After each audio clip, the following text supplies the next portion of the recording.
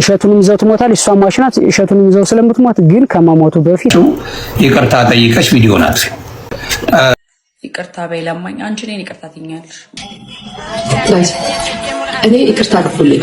አሁን ለምንሰላችሁ ብዙዎቻችሁ ውጭ ሀገር ምትኖሩ አንደኛው ክፍለ ዘመን የትዳር ምሳሌ ማንሽ ብትለኝ እኔ ሀጫሉ ነው። ሰላም ጤና ይስጥልኝ። እንዴት አላችሁ? እኔ እግዚአብሔር ይመስገን ደህና ነኝ። በያላችሁበት ሰዓትና ጊዜ አቆጣጠር ማለት ነው። እንግዲህ እንደተለመደው አዳዲስና ወቅታዊ መነጋገሪያ ጉዳዮችን ይዤላችሁ መጥቻለሁኝ።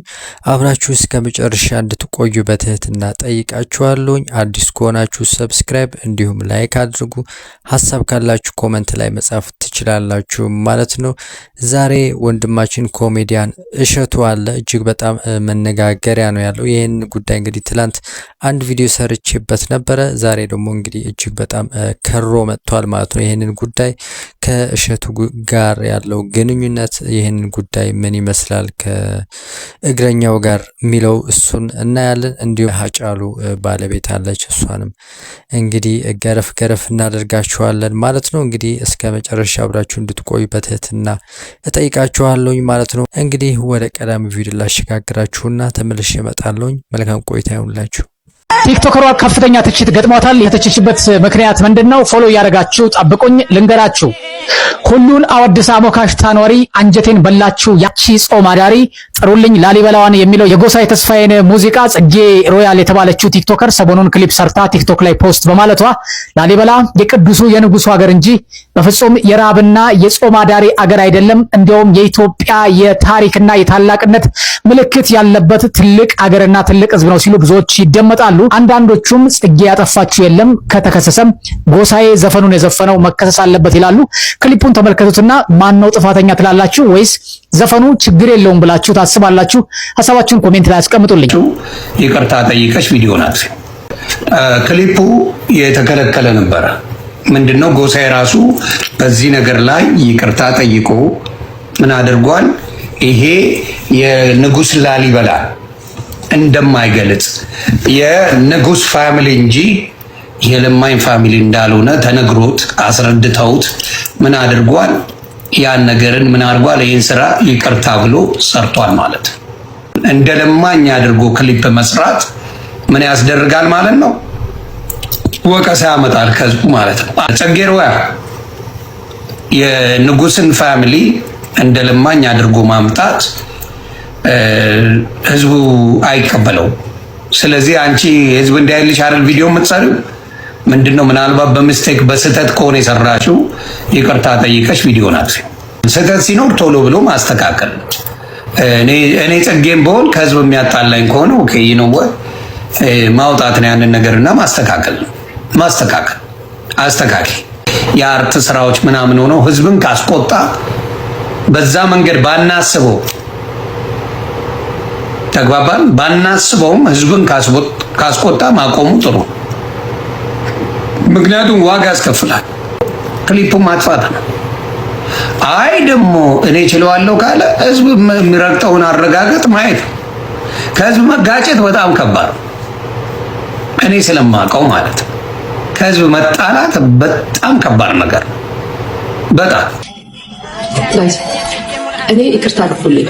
አሁን ለምንሰላችሁ ብዙዎቻችሁ ውጭ ሀገር የምትኖሩ ሰዎች ባህሉን እናስተምራለን ብላችሁ ባህሉን እናሳርማለን ብላችሁ ከባህሉ ያፈነገጡ ነገሮች በሚዲያ ብዙ ታደርጋላችሁ፣ ብዙ ትሰራላችሁ፣ ብዙ ትላላችሁ እና አንዱን ማህበረሰብ በጣም የሚያስጠላና የሚያንቋሽሽ ተግባር ታደርጋላችሁ። አንዱ ደግሞ ብቃት ያለው ወይም ችሎታ ያለው ሰው ደግሞ ወደ ሚዲያ በእንደዚህ አይነት ወይ ሲመጣ ባህሉን እንዳንቋሽሽና ባህሉን እንዳሰደብ አድርጋችሁ በዚህ ደረጃ ታወራላችሁ። ስለ ቪዲዮ ምናምን ካላችሁ ስለ ቪዲዮ ስለ ትወኗ ስለ ብቃቷ ምናምን ካላችሁ አንደኛ ነው፣ በጣም ደስ ይላል ቪዲዮ። እውነት ለመናገር እንዳላችሁት ደግሞ ማህበረሰብን ይወክላል፣ የአንድን ማህበረሰብ ያስከፋል፣ የአንድን ማህበረሰብ አጣጥሏል ወይም አዋርዷል ብላችሁ የምታስቡ ከሆነ ደግሞ በስድብም ሳይሆን በመዛለፍም ሳይሆን አሁን ኮሜንት ላይ ገብቼ ሳይ ፎቶ ትዘቀዝቃላችሁ ብላብላ ምናምን። እንግዲህ ያንን ማህበረሰብ እንወክላለን የምትሉ ሰዎች ስለሆናችሁ በጥሩ ስነ ምግባር በጥሩ ንግግር ኤቲክስ በተሞላበት አስተያየት ብትሰጡ ጥሩ ነው። አሁን አልገባኝም። ላሊበላዎች ላላችሁት ደግሞ ክረምቱ የሆነ ወቅት ላይ በየሰፈሩ መጣው እንደዚህ አይነት ጉርጉራ ያደርጉ ነበር። ማቃሉ በልጅነት ያ ብሔርን ወክሎ ማንቋሸሽ ወይም ብሔርን ማጥላላት አይደለም። ከልጅነታችን ጀምሮ እያየን የተመለከትን ያደግነው ነገር ነው። በሌላ ነገር አትሰሉት። ያው አሁን ጊዜ ቲክቶክ ስለሆነ የሚዲያ ስለሆነ እንደዚህ ስለምትቀያይሩ ስለምትለዋውጡ በተመቻችሁ ኑሮ ሙቀቱ፣ ማገሩ፣ ስደቱ፣ ስትረሱ፣ ጭንቀቱ ሲደራረብባችሁ ነገር በዘፈቀዳችሁት ነገር ስለሆነ የምትተረብሩት በራሳችሁ ስቴት ስለሆነ የምትተረብሩት አሁን እሷ ያደረገችውን ካራክተር በየቤቶቻችን በየሰፈሮቻችን መጥተው ሲያደርጉ አይተናል እያየን የሚያደግናለን እስቲልም ያሉ አሉ። ሶ ከምን ጋር እያይዛችሁት እንደሆነ አላውቅም። ይቅርታ በይ ለማኝ አንቺ ነኝ ይቅርታ ትኛለሽ ማለት ነው። አንቺ ነኝ ይቅርታ ብለሽ ጥላሽ አታምኙ ትቀልዳላችሁ ማለት እናቴ።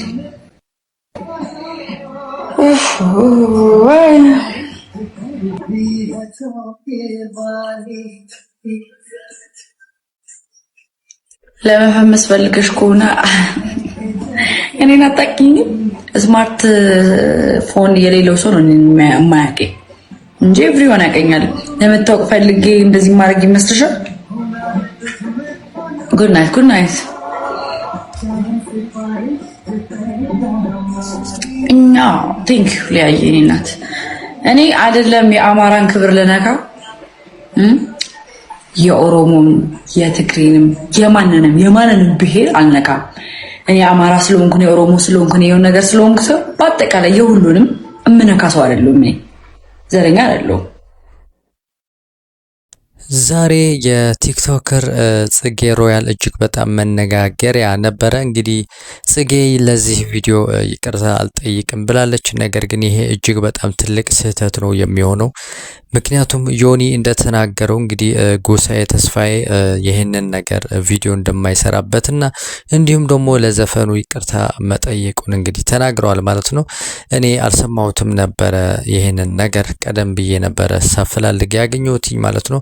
ይህ ከሆነ እንግዲህ እህታችን ጽጌ ይህንን ቪዲዮ ማጥፋት አለባት ማለት ነው። እንግዲህ ካልሆነ ግን እጅግ በጣም ትልቅ ስህተት ይመስለኛል። ምክንያቱም ኦሬዲ እንደ ስድብ የሚታይ ነገር ስለሆነ እና ዘፈኑም ስድብ ነው እንግዲህ ተብሎ የሚታመን ነገር ስለሆነ ማለት ነው። ምክንያቱም ጎሳዬ ተስፋዬ ይሄንን ካመነበት እንግዲህ ይሄንን ቪዲዮ ደግሞ ለማንሳቱ ቀላል ነው ማለት ነው። እና እንግዲህ እዚህ ላይ ያላችሁ ሀሳብና አስተያየት ምን ይመስላል? ምንም ምክንያት የሚያስፈልገው አይመስለኝም።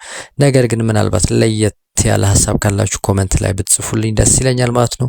ወደ ቀጣይ ቪዲዮ ላሸጋግራችሁ። የድምፃዊ ሃጫሉ ሁንዴሳ ባለቤት አለች። የእሷ እጅግ በጣም መነጋገሪያ ነበረ በዚህ 2 ቀን ውስጥ ማለት ነው። እንግዲህ የእሷ ፍቅር ምን አይነት ፍቅር ነው እየተባለ ነው። ኪያ አንዴ እዚህ ጋር ትበረኛለሽ። እዚህ ጋር እዚህ መሀል ላይ እዚህ ጋር እዚህ ሌንስ አለ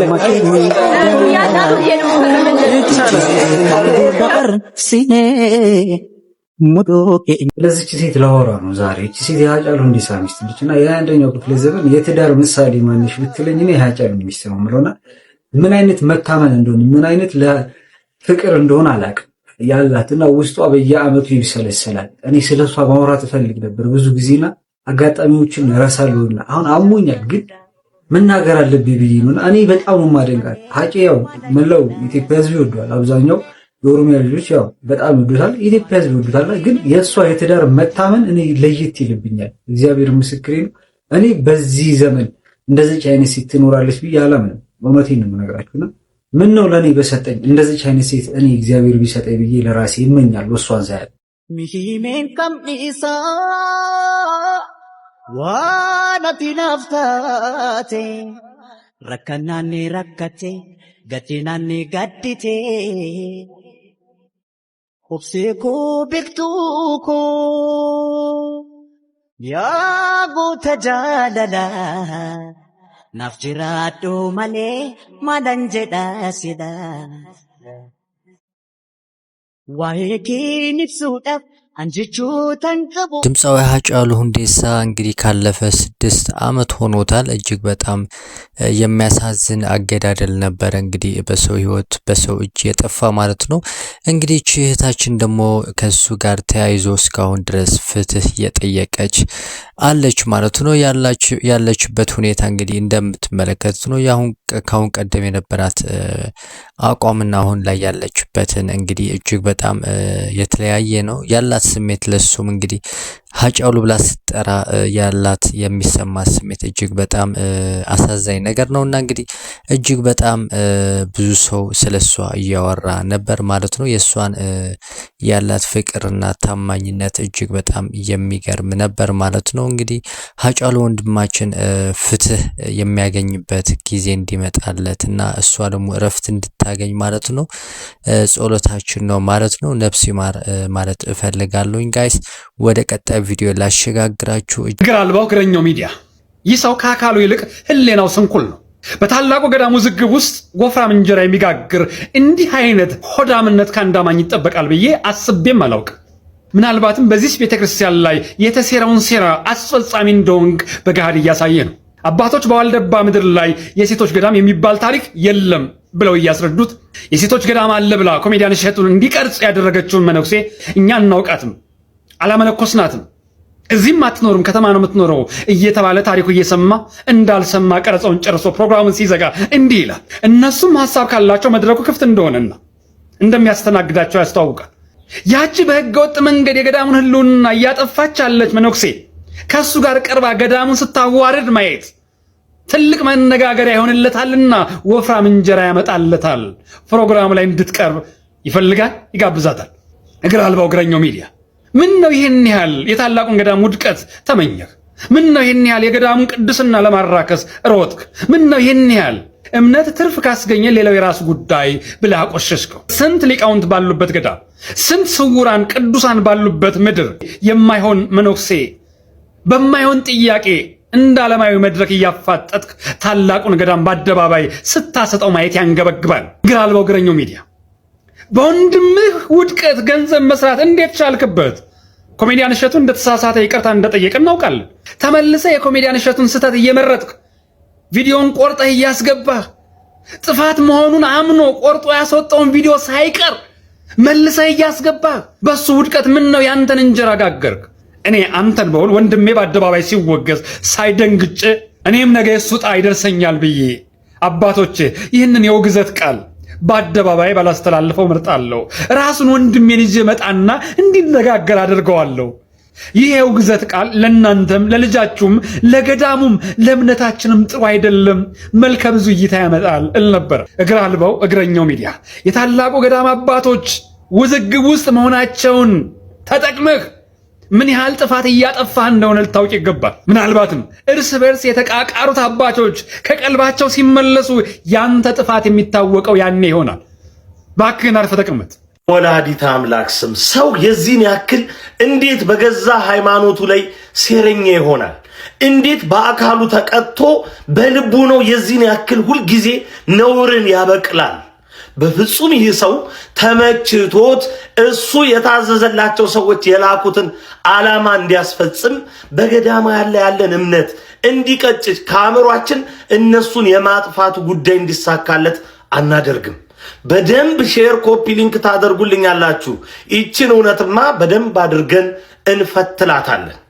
ምንድነው የሆነው? በዋልድባ ገዳም የተገኘው ቢጫውን ወይ ጣል አድርገህ አባቶች ፊት በቃ አንተ ስርዓት ጠባቂ መጋቢ ሰናያት እሸቱ ነውረኛ ከቤተ ክርስቲያን ተቆርጦ መጣል ያለበት ብልት አድርገህ ወስደህ እዛ ቦታ ተገኝተህ የተጻፈ ነገር ለገዳማውያኑ ሰጥተህ አስነበብክ አይደለም?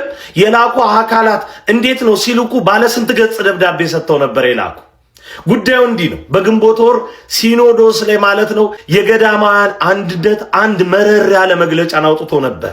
በብፁዓን አበው ሊቃነ ጳጳሳት በአጠቃላይ በቅዱስ ሲኖዶሱ አሁናዊ እንቅስቃሴ ላይ የኦርቶዶክስ ተዋሕዶ ቤተክርስቲያናችን በገዛ ሀገሯ ላይ እየገጠማት ስላለው ችግር የሚያትትና ጨከን ያለ እርምጃ ውስጥ እንዲገቡ የሚያስገድድ ነበር። ይህ የሚያሳስበው ኃይል ታዲያ ይሄ ነገርማ አይሆንም፣ የገዳማውያን ስም በሰው ልብ ውስጥ ያለውን ቦታ መሸርሸር አለብን የሚል ዓላማ ተያዘ። ሁለቱም ነው እንዲመታ የተፈለገው፣ ወንድማችን እሸቱም እንዲሁም የገዳማውያን ልዕልና። ወንድማችን እሸቱ ይቅርታ ከመጠየቅ ውጭ ምንም ሊያደርግ አይችልም። በእርግጠኝነት የምናገረው ደግሞ እሸቱን እጅግ በጣም እንወደዋለን። የሰራው ዘመን ተሻጋሪ ስራን ምንምና ማንም ሊፍቀው አይችልም። ወንድማችን አሁንም በቀደመ የታላቅ ወንድምነት ልዕልና እንድትቀጥል እንፈልጋለን። መሳሳት የሚሰራ ሰው አካል ነው። ሲሳሳት ለምን ብለነው እናውቃለን። ነገር ግን እሸቱ በፍጹም ከማንነታችን የማይቆረጥ ወሳኝ አካላችን ነው። ወንድማችን እሸቱ መበርታት ብቻ ነው ያለበት። በዋልድባ ገዳም የጀመርከውንም ፕሮጀክት ጨርሰ የጠላትን አፍ እንደምታዘጋ አምናለሁ። በሌሎች የትኞቹ መንፈሳዊ ፕሮጀክቶቹ በሙሉ ሁሉም ኦርቶዶክሳዊ አብሮ ይቆማል። ይህ እግረኛው የተባለ እግር አልባ ሚዲያ ግን ከዚህ ቀደም አስታወሳችሁ እማሆይ አመልማልን ያ ደፋሪ መነኩሴ የሰራቸውን ስራ ያንን ነገር አውጥተን አጋልጠን ስንሰጥ መነኩሴውን አስቀድሞ ስማቸውን የማጥራት ስራ ገንዘብ ተቀብሎ ከሰራ በኋላ እማሆይን ስቱዲዮ ጠርቶ ሲያሳቅቃቸው እኔና ወንድሜ ብሩኬ ስጋ እንዲሁም እማሆይን ያኖረቻቸው አንድ ጀግና ሴት በደጅ ነበርንና መኖራችንን ሲያውቅ ውጡልኝ ብሎ እማሆይን አስወጥቶ ዘብቶባቸው እያለቀሱ ሄደዋል። ወላዲት አምላክ ምስክር ትሁነኝ፣ ዋሽቼ እንደሆነ መድኃኒዓለም አይለመነኝ። እንዲህ ያሉ ሐሳቦች ላይ በማቀባበል የተንኮለኝነትን ስራ እየሰራ ዛሬ ደግሞ መነኮሳቱን በዚህን ያክል ደረጃ ስማቸውን ለማጥፋት መጋጋጥ በእውነት ያሳዝናል፣ ያሳፍራል። አይሳካልህም፣ አይሆንልህም። ገዳማን አባቶቻችን እንዲሁም ደግሞ ገዳማን እናቶቻችን መነኮሳት የኛ የዘላለም ልዕልናዎቻችን ናቸው። በሁለቱም ድርድር የለም። ተንኮለኛ አይሳካለትም። ኦርቶዶክስ ተዋሕዶ ቤተክርስቲያን ግን ታብባለች። እሸቱንም ይዘው ትሞታል። እሷ ማሽናት እሸቱንም ይዘው ስለምትሞት ግን ከማሞቱ በፊት እውነት እኔ እንደው በቅድስት ቤተክርስቲያን ፊት ለፊት ቁመን ነው ቁጭ ብለን የምንነጋገረው። ያወርደው ይሄንን ቪዲዮ ቢያስተካክልን፣ ማስተባበያ ይሰጥበት፣ ይቅርታ ቢጠይቅ እኛንም ብቻ አይደለም ኦርቶዶክሳውያን የተሳሳቱትን ይቅር ቢላቸው ጥሩ ነው። አሁንም ይሄን ነገር ማስተካከለው ከሆነ መቁጠሪያ እየጣልን ገና በምህላ ልንጠይቅ መየታችን ስላድኖ አውጥተን ፍረጅ አንቺ ፈረጅ ብለን አንተውም። ምክንያቱም ታሪካችን ተቀብሯል። ዛሬ የኛ አባቶች አንዳንድ ሰው እንኳን እነዚህ አሁን አንድ ሰው ለምሳሌ ወጥቶ በዚህ በደባርቅ በዚያ በጎንደራ ባህር ዳር ሲገኝ የት ነው የመጡ አባ ዳልሻ ከሴቶቹ ገዳም ነው የሚባል። በጣም በሚያሳዝን መንገድ ጉዳዩ ከፍ እያለ ነውና የሚገርም ነው፣ የሚያሳዝን ነው። ይሄ ንግግር በጣም ይረብሻልና በዚህ ገዳም ላይ እንግዲህ ለዘመናት ሲነገር የነበረ አንድ እውነት አለ አይደል? ቤተ ጣዕምና ቤተ መናስ ተብለው በተዋህዶና ካቶሊክ የሆኑ መነኮሳት ባንድ ላይ ሲኖሩበት የነበረ ገዳም ነው እንግዲህ የወንዶች ገዳም ውስጥ እና አሁን አንድ ምእመን አጠፋ ተብሎ ትሞታለህ፣ የሞት ቀኖናም ተጀመረ እንዴ?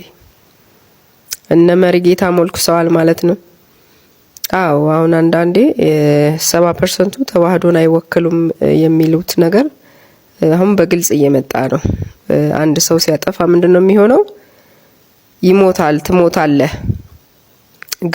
ገዳዩ ደግሞ ማነው? ወላዲተ አምላክ ፈረጂ።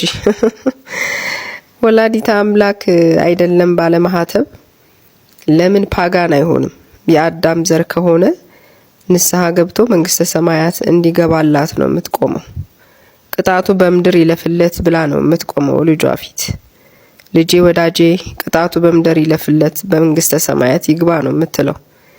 ስለዚህ ወላዲተ አምላክን ባትጠሩ በሷ ባታማኙ መልካም ነው። ይሄ የምትሰሩት እናንተ የመተት ወይ ደግሞ ጥላወጊ ምናምን እያላችሁ ቅጠላችሁን እየበጣጠሳችሁ በኮተት የምትሄዱበት አሰራር ነው። ይሄ ተዋህዶን አይወክልም። እኔ ቃወማለሁ በግሌ። ጥፋት ጠፍቷል ወይ ደግሞ ተሳስቷል ከሆነ ሁሉም አጥፍቷል፣ ሁላችሁም እርሶም አጥፍተዋል።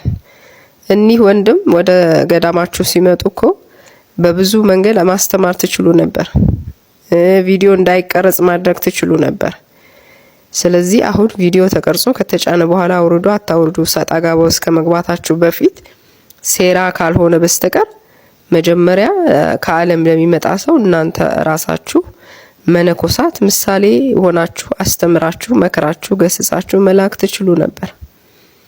እና በጣም ያሳዝናል። እንግዲህ በአደባባይ እሱም ይሞታል፣ መነኩሴዋም ይሞታሉ ተብሎ ሲነገር እኔ በጣም ነው ያፈርኩት። እውነት በጣም ነው ያፈርኩት። ሃይማኖቴን ባላውቃት ኑሮ እሸማቀቅ ነበር። ግን ተዋህዶን አውቃታለሁ። እግዚአብሔር ይመስገን። አምላክ ወላዲተ አምላክ አሳውቃኛለች። እናንተ ደግሞ እንግዲህ እግዚአብሔር ለህዝቡ ማሳየት የፈለገው ነገር ይኖራል።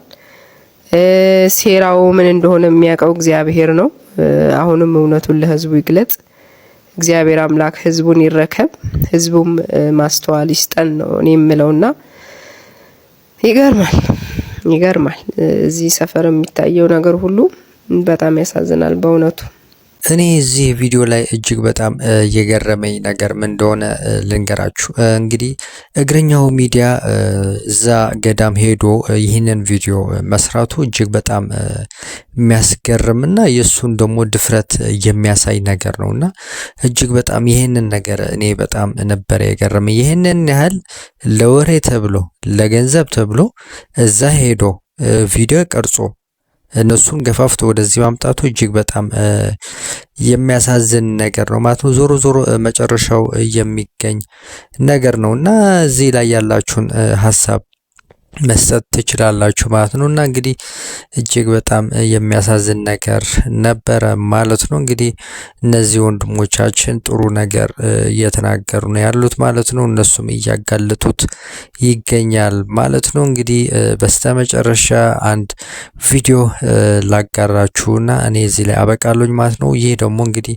የወንድማችን አዶናይ አሜሪካ ነው ያለው 1000 ህፃናትን የልብ ህሙማን ማለት ነው እነሱን ለማሳከም አሜሪካ ገብቶ እየተንቀሳቀሰ ይገኛል ማለት ነው። እንግዲህ ሁላችንንም ይሄንን ጉዳይ በማገዝ አዶናይን እንግዲህ ከዳር እንድናደርሰው ልጠይቃችሁ እፈልጋለሁኝ ማለት ነው። እንግዲህ እሷን ቪዲዮ ልጋብዛችሁና እኔ እዚህ ላይ እሰናበታለሁኝ ማለት ነው። የነበረኝ ቆይታ ይሄንን ይመስላል።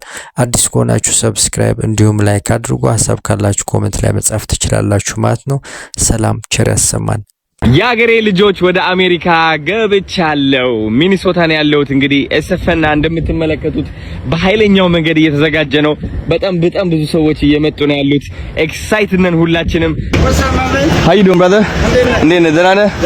ሃይ፣ እንዴት ናችሁ? አለን። እኔም ወዳችኋለሁ። ጋይስ እንደምትመለከቱት እንግዲህ እግር ኳስ ተጫዋቾች ይኸው እየተዘጋጁ ነው። ትሬን እያደረጉ ነው ያሉት። በጣም ነው የሚያምሩት። ኢትዮጵያውያን ናቸው ሁሉ? አዎ፣ ሁሉ ኢትዮጵያውያን ናቸው። ዋው በስማ በጣም ነው የሚያምረው። ስለዚህ ሁሉም ህዝብ እዚህ ጋር ነው የሚሆነው። ሙዚቃ ምናምን እዚህ ጋር ነው እንደሚዘጋጀው። ዓርብ ዕለት እዚህ ነው ሜዳ ውስጥ የምንገባው። አረ አዎ። አሁን እኮ በጣም ለብዙ ኢትዮጵያውያን ቢዝነሶች እኮ እድል የሚከፍት ዝግጅት እኮ ነው።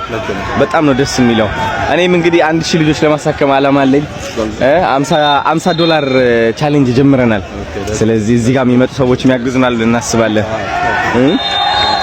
I'm excited. Thank you Danny and Abba. Thank you. Yes. ሰላም ጋይስ፣ እንግዲህ 1000 ህፃናትን ለማሳከም ነው ወደዚህ የመጣ ነው። እነዚህ 1000 ልጆችን ሰፖርት ማድረግ የምትፈልጉ ከሆነ የኛ ቡዝ እንግዲህ 78 ነው። እንደምትመለከቱት የደግነት እጆች ለ1000 ህፃናት በጋራ በመሆን በልብ ህመም ለሚሰቃዩ ህፃናት እንድረስላቸው። yes ማሳካት እንችላለን። በጣም ነው የሚያምረው ይቦታ። ነገ እስከምመጣ ጓጉቻለሁ በጣም። ሰላም ያገሬ ልጆች እንደምን አላችሁ? እንግዲህ አሁን አሜሪካን ያለሁት 1000 ህፃናቶች ለማገዝ።